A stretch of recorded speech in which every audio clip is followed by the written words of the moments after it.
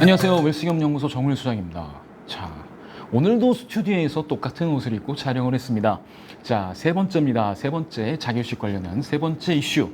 자기주식 취득에 따른 주주의 세금 문제는 어떻게 되나요? 라는 이슈입니다. 자, 일단은 자기주식 관련해서는 이제 화면을 참조하시면 되겠지만 크게 두 가지로 보시면 됩니다. 거래 목적에 따라서 이 세금의 원천이 달라집니다. 거래 내용이 달라지는 거죠.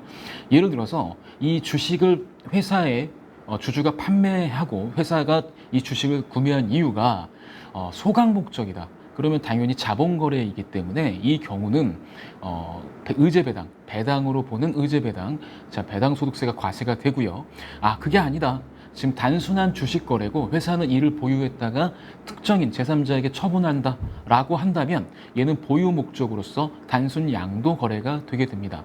자, 그런데 중요한 것은 일단 외워두셔야 될 게 하나 있죠. 소각 목적이라면은 배당 소득세가, 그 다음에 양도 목적이라면 양도소득세가 적용되는 건 맞는데, 그럼 세금은 어떻게 내느냐?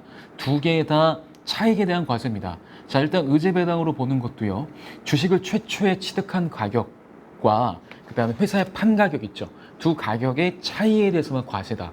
양도도 역시 최초에 취득한 가격과 판매한 가격, 이 두 가지의 차익의 과세이기 때문에 만약에 취득가액하고요, 판매한 가격하고 똑같다면 양도든 뭐 의제배당이든 세금 문제는 크게 없습니다. 근데 중요한 건 이런 거죠. 자, 이게 일이 항상 한꺼번에 벌어지는 건 아니라는 거죠. 자, 보유 목적으로 취득했다. 그럼 천년만년 보유하고 있냐? 그건 아니다. 회사가 만약에 보유 목적으로 취득했다 하더라도 나중에 얘를 소각을 할 수 있는 거고, 뭐 삼성전자처럼 뭐 소각할 수 있는 거고, 여러 가지가 있을 수 있죠. 그래서 가장 중요한 쟁점은, 자, 그러면 주식을 취득하고 어느 정도를 보유해야 되느냐, 그리고 어느 정도 보유 후에 얘를 처분을 소각을 했을 때 배당으로 보지 않고 양도로 보느냐, 뭐 이런 게 하나 쟁점일 수 있고요.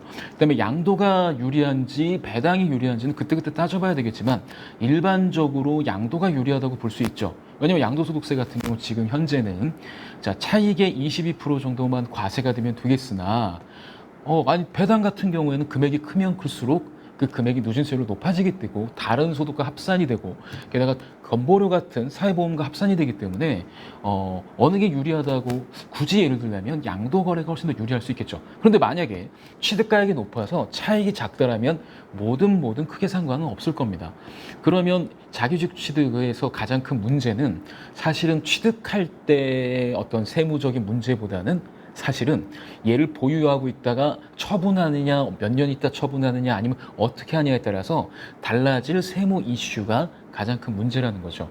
자, 예를 들어서 제가 보유하자마자 바로 자기주식을 취득하자마자 소각을 하지 않고 일정 정도 보유했다가 소각을 했다. 그럼 8개월 만에 얘를 소각했다고 한다면 뭐 세금 다시 신고해야 되나?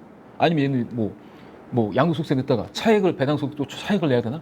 아니면 얘를 10년 뒤에 해서도 꼭 그렇게 해야 되나? 뭐 이런 것들이 상당히 주요 판단 사항이라고 보실 수가 있겠습니다. 자, 어쨌든 중요한 건 그 자기주식 취득에 따른 주주의 세금 문제는 다음과 같습니다. 정리하게 되면요.